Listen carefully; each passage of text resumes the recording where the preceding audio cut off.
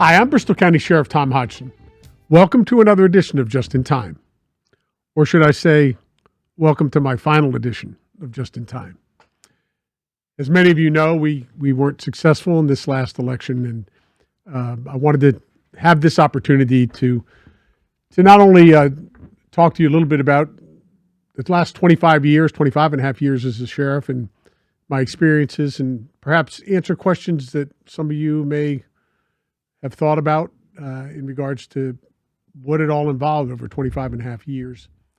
It is a bittersweet moment because, of course, I had hoped I would be with you for the next 6 years and be able to talk about all the things that the staff will continue to do here.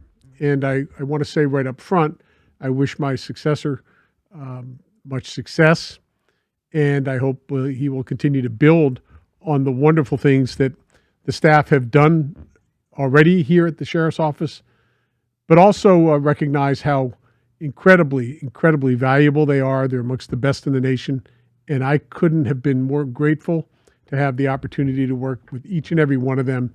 They are the ones that really built the success. It's funny, I would always tell my staff that, you know, I'm not supposed to be the smartest guy here, and I'm not.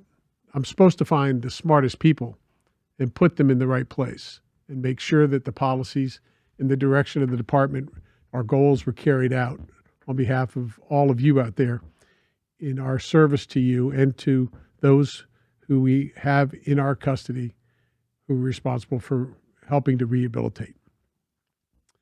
And you know, some people ask me, what was it like? What were your biggest challenges when you first took over?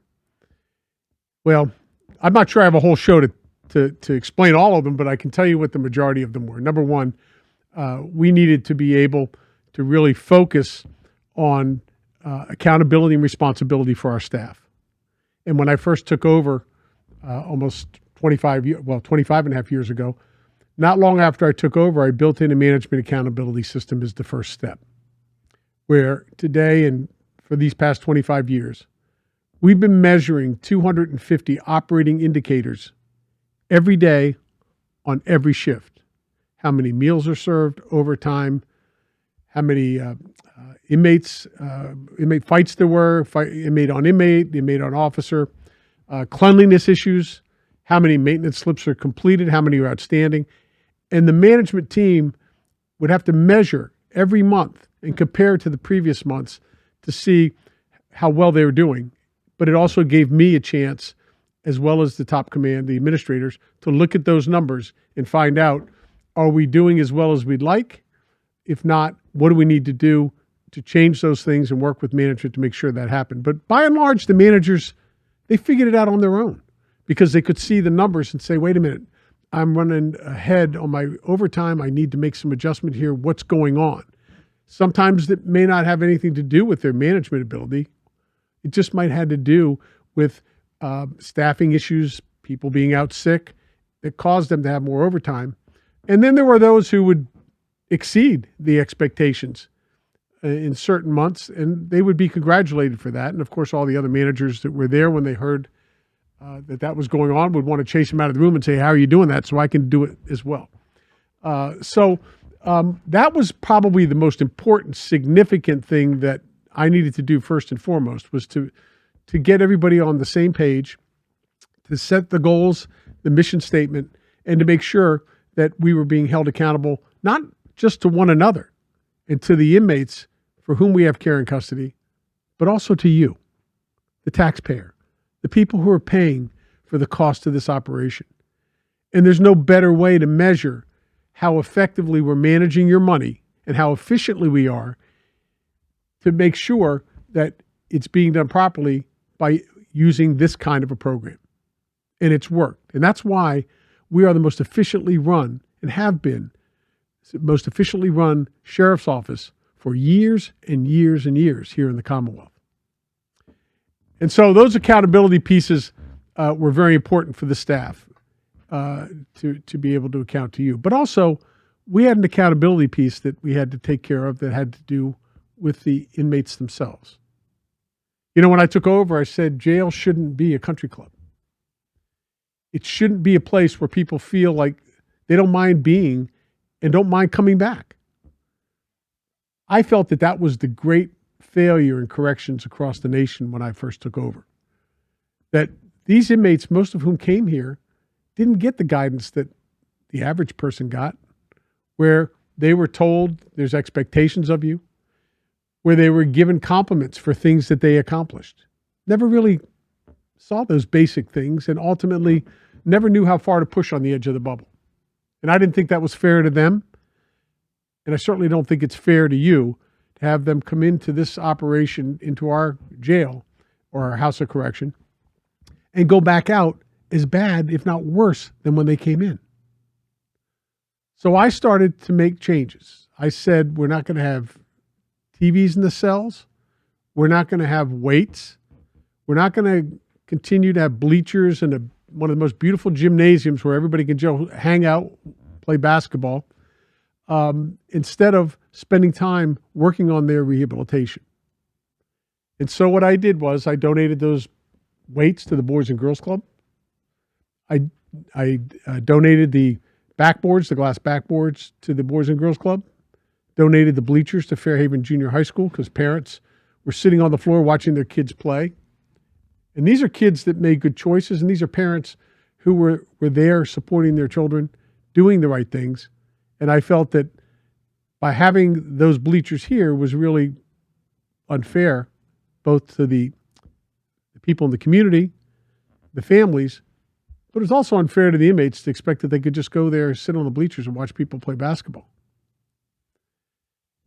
And I'm not going to tell you that everybody jumped on board and said this is a great idea. I was criticized and told I was tail of the Hun. But the truth was, we started to see when inmates didn't have the choice to sit around, play cards, lift weights, hang out, watch TV, and play in the gymnasium, that suddenly they had to make responsible decisions. Sure, they could go out and play in the yard and play basketball when they're out there, but those other alternatives weren't going to be the thing that's going to interrupt them and their ability to be able to go to programs. Today, we have one of the highest HiSAT graduation rates in the state. That's the high school equivalency graduation rate. We have more people participating in programs. We've added so many programs, including more recently a program where inmates can get their CDL license before they leave here and go right out and get a $60,000, $70,000 a year job, not be going back to the same neighborhoods with the same temptations. We have welding simulators, other vocational programs that we're doing. We're constantly focused on replacing those sort of alternatives of recreation and hanging out to really making a difference. Because our job isn't to punish these inmates. It never was. I always believed our job was to do everything we could to get on a trajectory where inmates could leave here and be on this road to success and ultimately never come back. And we've seen much success around the programs that we've had. And I think that going forward, that the new administration coming in, the new sheriff will likely see those same successes because of the staff's attitude, because of their direction, because of their commitment to the people of this county, to make sure that while they're here working to do whatever they can to make our community safer, that they will continue on that same path they started and have built upon since I've been the sheriff here in Bristol County. I think probably one of the most rewarding things that have happened to me in my career, when people have asked me, what would you say is one of the greatest things that happened to you? What would you consider to be perhaps your greatest success? And I would tell you that I believe my greatest success was the success of my staff. As I said, they are amazing, professional, qualified people who are dedicated and committed like no other. They really are truly dedicated to their individual jobs and responsibilities.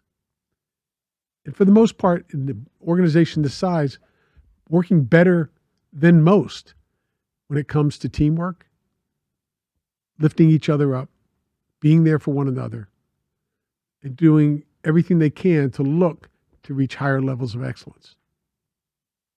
And I've been blessed to be able not only to work with amazing people, but to watch them grow, watch them achieve these goals and continue to grow to these levels of excellence. And the personal benefit to me is invaluable. The relationships, the different challenges that happened with our staff, whether it was a loss of a loved one in their family, whether it was a child that was sick, someone that ran into some hardship somewhere along the way, or just the friendships, people, the personalities, watching various people going out of their way to help each other was really probably the greatest satisfaction for me. I'm, I worked in the private sector years ago, and I understand all about teamwork in any organization, but for me, I can't tell you, I mean, I have such lasting memories of all the wonderful people here. And, speaking of wonderful people, we've had the chance to partner with a lot of outside agencies who are doing good things for good people. And that also has been a blessing for us because we've been able to partner with them. Friends of Jack, the great work they're doing with children, the comfort dog initiatives that we've been doing with other agencies and responding to different crises and things that have happened along the way in Bristol County and beyond. The agencies that are working with us on inmate reentry, that are giving them opportunities when they get out to either have a place to stay, keeping them in their drug rehab programs that they start here, and watching out for them to help them stay on track and ultimately deal with their addictions. There are so many programs, Dennison Memorial and others, who are doing such great work for our youth, keeping them off the streets, keeping them involved in healthy activities and sports. And those are great life lessons that these agencies are offering to build our community, to make our community a better place to live. And so this is really, my whole career has really been about teamwork. It's just being able to work with such amazing people here, but people on the outside. And the great part of it all was we all have the ultimate same goal of making others' lives just a little bit better. And in the end, sure, our jobs are our jobs, but life is really about the differences that we can make in a positive way for people that are in need and people with whom we cross their path to just build friendships, build trust, and build a better community. And I'm going to miss those relationships, every day. I will still, of course, maintain a lot of the friendships, but it won't be the same. It won't be the same being able to be out in the community, attending the triads, the wonderful senior groups around the county that we've worked with for years, the groups that I think are so deserving, our seniors, of government's benefits, resources. After all, they are the ones who've supported the churches, their civic organizations, made sacrifices to raise their families, and are now supposed to be in their golden years. So there should be a return for them on their investment, not only in their families and their local communities, but in this nation. All they've done to make us and give us, pass on to us, a better way of life. What are you most proud of in your 25 years as sheriff? The thing I'm most proud of is my staff and the accomplishments over the years, knowing where we started to what they've built today. We've been nationally accredited back to back over the last 6 years, which is an incredibly amazing feat to get 100% scores on both back to back. It's almost unheard of nationally, but it's a tribute to the staff, and it's the thing that makes me most proud, because it's something that we worked toward from the very beginning to build this organization to a level of excellence.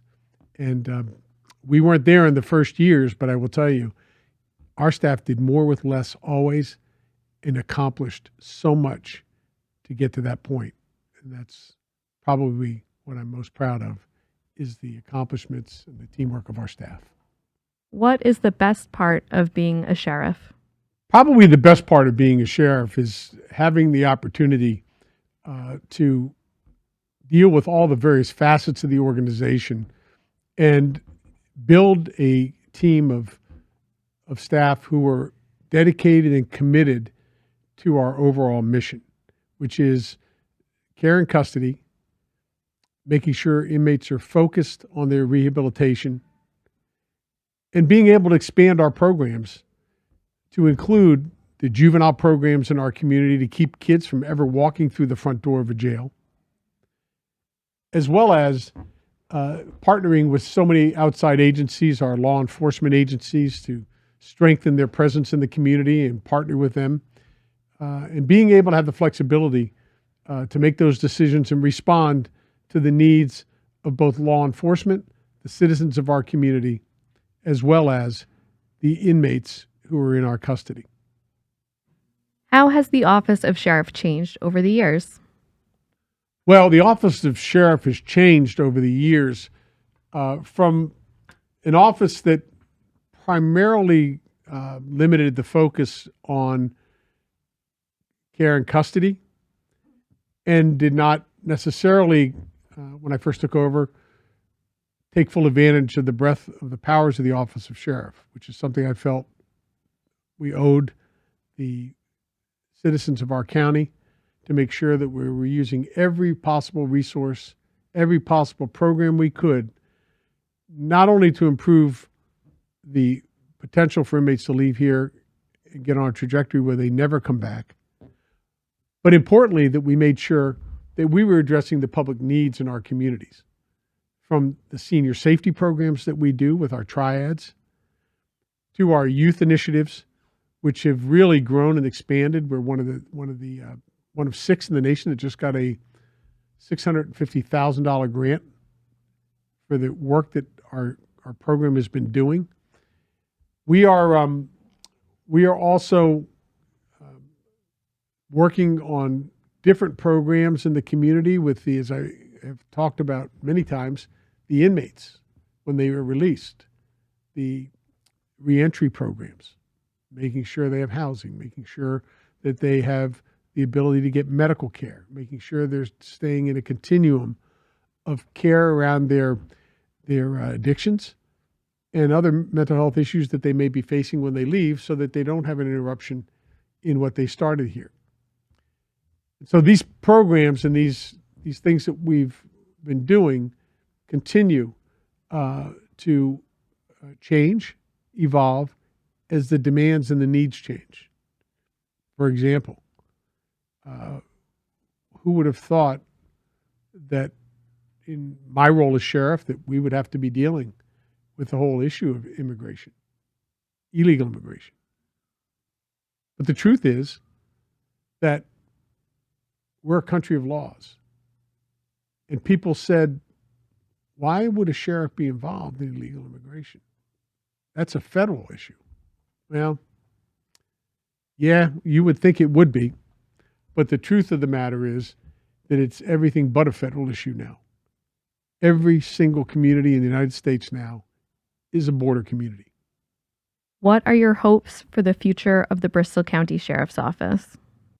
My hopes for the future of the Bristol County Sheriff's Office is that we will continue, the staff will continue under the new administration to remain focused on new initiatives, new ideas, and continue evolving as they have to address the growing needs of mental health, issues for the inmate population, job placement, vocational education, to make sure that we're doing everything we can to get people to not come back, to retool and become responsible, successful citizens. As well, that my staff will continue to be recognized, continue to seek those higher levels of excellence, and look at those challenges with the same commitment and principles and values that they have used over the last 25 years to continue seeking higher levels of excellence and improving the quality of life for the inmates and the people of our communities. What would you like to say to the residents of Bristol County? Let me end by saying how grateful I am, how privileged I feel, and how honored I have been to be able to serve as your sheriff for 25 and a half years because you trusted me, because you believed in me, and because you worked hard on my behalf to make sure that I had the opportunities to do what I felt was right, along with my staff, to protect you, to work with the inmates on their rehabilitation and build new programs and new opportunities. I consider myself truly blessed, and I thank each and every one of you who've crossed my path along the way, given me encouragement, support, and friendship. Merry Christmas to all of you and your families. May God bless each and every one of you. May He bless the Commonwealth of Massachusetts, the great county of Bristol, and may God bless the United States of America.